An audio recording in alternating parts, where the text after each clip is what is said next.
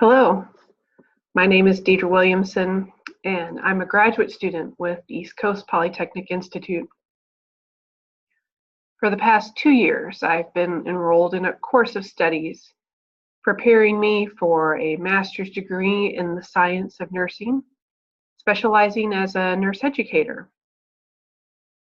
As a cumulative measurement and summative evaluation, each student is tasked with constructing and completing a graduate project. Today, I would like to review with you my experiences over the timeline of my graduate project from conception to completion.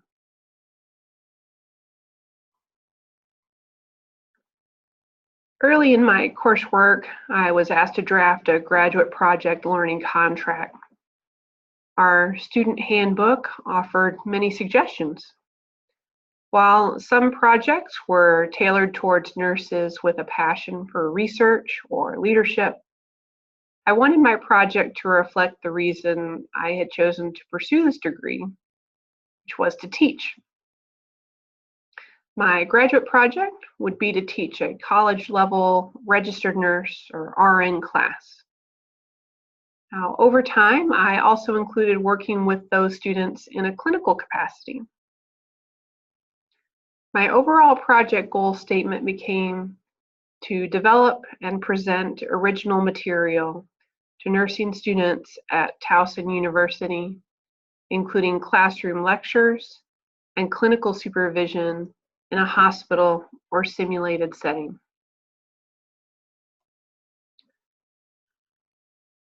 In the description of the project, I would describe Towson University as a public university. It is located near Baltimore, Maryland. It has an overall enrollment of over 20,000 students, and its 8 colleges focus on instruction leading towards baccalaureate degrees. The Department of Nursing admits students twice a year. One of the first courses that the nursing students take after being admitted to the nursing program at Towson University is called Nursing and Healthcare 1 Foundations. This course is worth 3 credits and is taken concurrently with a 2-credit clinical course. This was the course that was being taught by my preceptor during the time of my graduate project. During the semester, the students met once weekly for lecture and once weekly for either skills lab or time with their clinical instructor at a local hospital. The clinical course was designed to focus the first few weeks in the skills lab with simulated patients before taking on the care of actual patients. The semester lasted for 16 weeks, and for my graduate project, I was able to spend 10 weeks with the students in both the classroom, the skills lab, and in the hospital setting. The classroom lecture space and the skills laboratory are housed in one building on the main campus of Towson University. The skills lab is equipped with some static mannequins, as well as some more advanced simulation mannequins. The semester began with 2 separate classes of around 40 students. The skills labs were offered twice during the week in both morning and afternoon sessions, dividing each class into a subgroup of around 20 students. Now, during the skills lab time, the students met with their adjunct instructors that would be taking them in smaller groups of around 5 to 8 students to each inpatient clinical setting. The facility that my clinical preceptor and I took our group of 8 nursing students to was located near campus. The Greater Baltimore Medical Center, or GBMC, is a 300-bed nonprofit hospital with a clinical affiliation to Johns Hopkins Medicine. The inpatient ward that the students are assigned to is called Unit 48, and it's a 23-bed medical surgical floor. The target population of my graduate project was the class of first-year nursing students enrolled at Towson University that were enrolled in my preceptor's class. The students are classified by a letter corresponding to their status as either a junior or a senior, and a number referring to their course sequence of the first or second term. Since I was working with students in their junior year and first term, the students were called J1. One of the criteria for this presentation is to examine the background that necessitated this project. From my perspective, there are two synchronous motivations. One being the need to increase the number of bachelor's prepared nurses, and the second to increase the number of qualified nurse educators available to undergraduate programs. The compound effect of losing retirement age nurses while simultaneously gaining fewer young nurses is compressing an already strained workforce. The lower admission numbers of incoming nursing school classes are often due to the lack of faculty.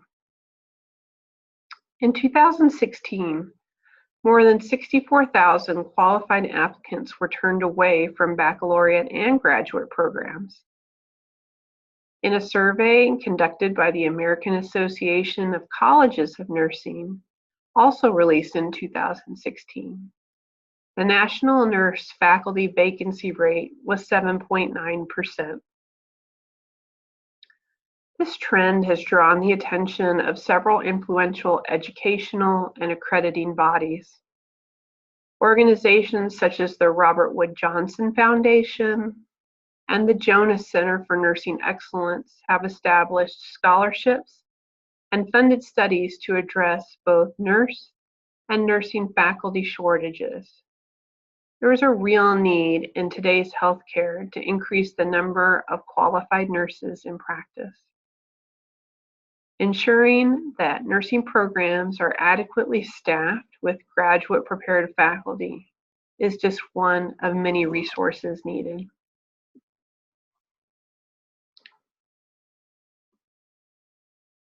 Looking at the graduate project process.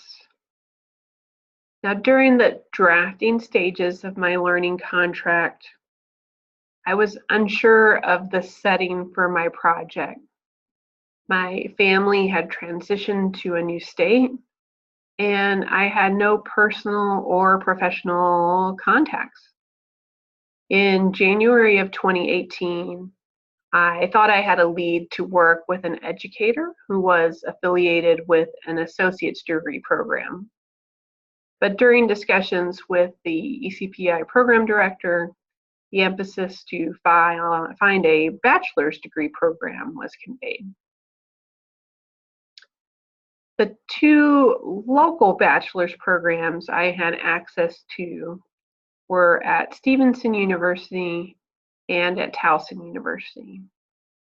A work colleague of my husband had personal and professional contacts with both universities' nursing departments. In November of 2018, I began communicating with both universities. I received enthusiastic response from both contacts and was excitedly pursuing Stevenson University, as one of my potential preceptors is a widely known scholar in the field of simulation. However, at the time of developing and signing the Memorandum of Understanding between ECPI and Stevenson, there was no employee in the contracting department of Stevenson. So therefore, a contract for me to work with a mentor at Stevenson would not be able to be signed for months. Luckily, the contract process at Towson was much smoother. I worked with their onboarding specialist, Lori Armstrong, who is also a master's prepared nurse educator. She was able to process all of the administrative paperwork to be able to work with my preceptor. I needed to provide my Maryland nurse's license, proof of basic life support certification, proof of immunization, and a background check. My initial contact at Stevenson was the head of the Department of Nursing, Dr. Haley Mark, and she paired me with my mentor, Professor Nancy Hanifin. Nancy has a Master's of Science in Nursing and is currently pursuing her doctorate of nursing practice. Initial permission for my clinical rotation was with a preceptor who had a Bachelor's of Science in Nursing. After reviewing these qualifications with my course instructor, I asked my preceptor to reassign me to a clinical faculty with a master's degree.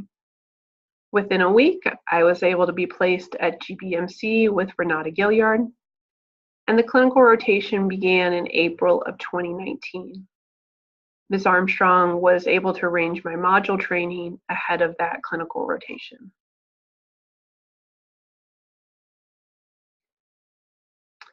The overall project was successful, both by my own measurement and by my preceptor's evaluations. At this point in my presentation, I would like to discuss the 3 different areas that my project covered: the classroom, the skills lab, and the hospital setting. For each area, I will be evaluating teaching strategies used, what went well, what did not go well, and how obstacles along the way were overcome.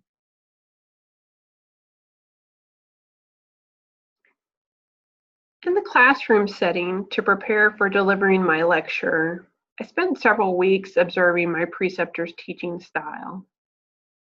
At the same time, in our coursework, we were learning about strategies in a structured setting.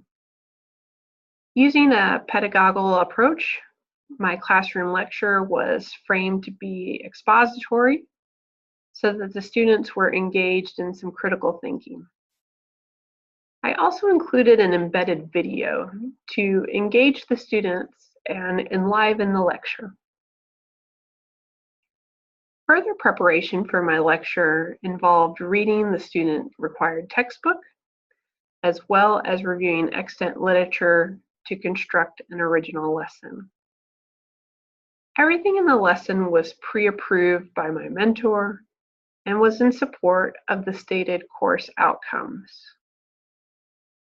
As part of my graduate project, I established a measurable objective to film the lecture and to write National Council for Licensure Examination Registered Nurse, or NCLEX-RN style questions, and to write both a review of literature and an analysis of the overall project.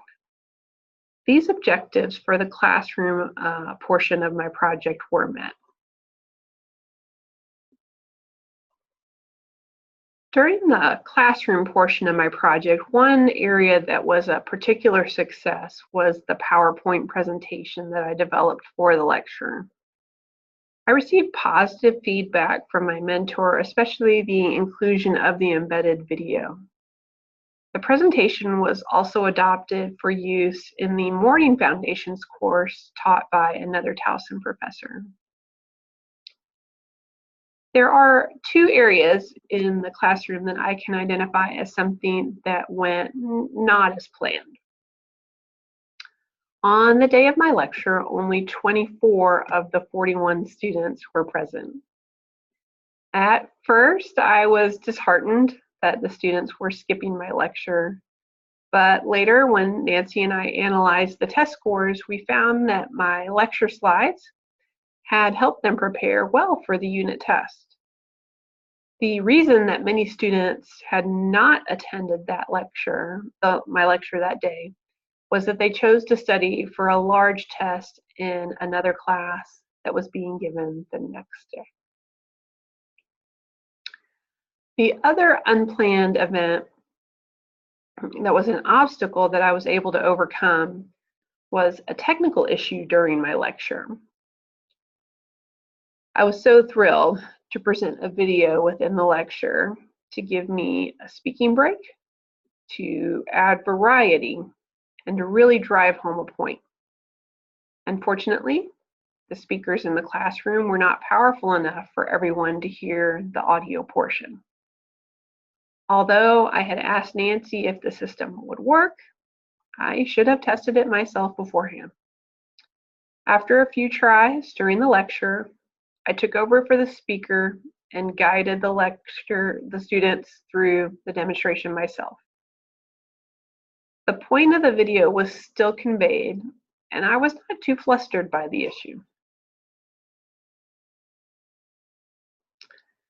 Now, teaching in the skills lab called for strategies suited for guided practice. The clinical portion of the foundations course at Towson is structured so that the students are in a controlled environment of the simulation lab for the first several weeks. And during these early sessions, the students become familiar with the introductory tasks, such as taking vital signs, changing bed linens, and assisting patients with daily hygiene. They then progress to learning procedures that require sterile field management, assessment, and critical thinking skills. While teaching in the skills lab, it became more evident that I needed to connect with the students in a smaller group dynamic or on an individual level. After working with a few students and learning more from our coursework, I was able to identify which students were more likely to grasp a lesson as a visual, audio, or kinetic learner. I was then able to tailor the lesson towards their strength. For example, when I joined the skills group, they had already checked off on Foley insertion. During the skills checkoff for the tracheostomy care, I noticed several students were still reaching across the sterile field. After mentioning it casually to the student twice, I stopped her to ask her if she knew what I meant. She did know that the field should not be crossed, but she was unaware that when her arm was reaching over the drape, that she was actually crossing the field. I assessed that this lesson was best taught kinetically, and the students in the group had a much better understanding afterwards. The smaller group teaching in the skills lab allowed me to gain more confidence. Excuse me. The students saw me no differently than any other adjunct faculty. I was also given the opportunity during the skills lab to practice grade some of the students' written work. I did not encounter any aspect of the skills lab that did not go well, and the only obstacle that I encountered was achieving the required practicum hours. During my coursework, the students had a week's spring break off, and to offset that missing week, I attended both skills lab to make up the time. This was actually a benefit as it helped me to see how different adjunct faculty approached their groups.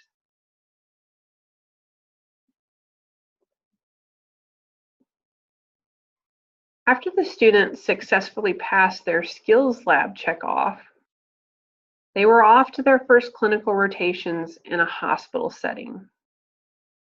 Because my clinical preceptor has her master's as a nurse educator, she was very aware of the qualities I needed to demonstrate during my time with her.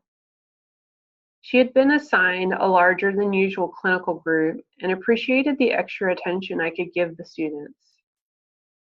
Teaching in an unstructured setting calls for the educator to be the most flexible and creative to engage the students in as many learning opportunities as possible. I would identify the things that went well in the hospital setting to be the increased confidence I saw in the students each week During the first week, they were afraid to enter the patient's room, but by the final weeks, they were confidently administering medications. Some things that did not go well was that on more than one occasion, I ended up with a student in the emergency department after they had experienced a syncopal episode. I can now say, though, that I know how to handle that as a faculty member. The obstacle I encountered during this portion of my graduate project was fitting in the other lessons I had planned in my graduate project. During the drafting of my learning contract, I thought I would be working with a class that met more than once a week and for a shorter time frame.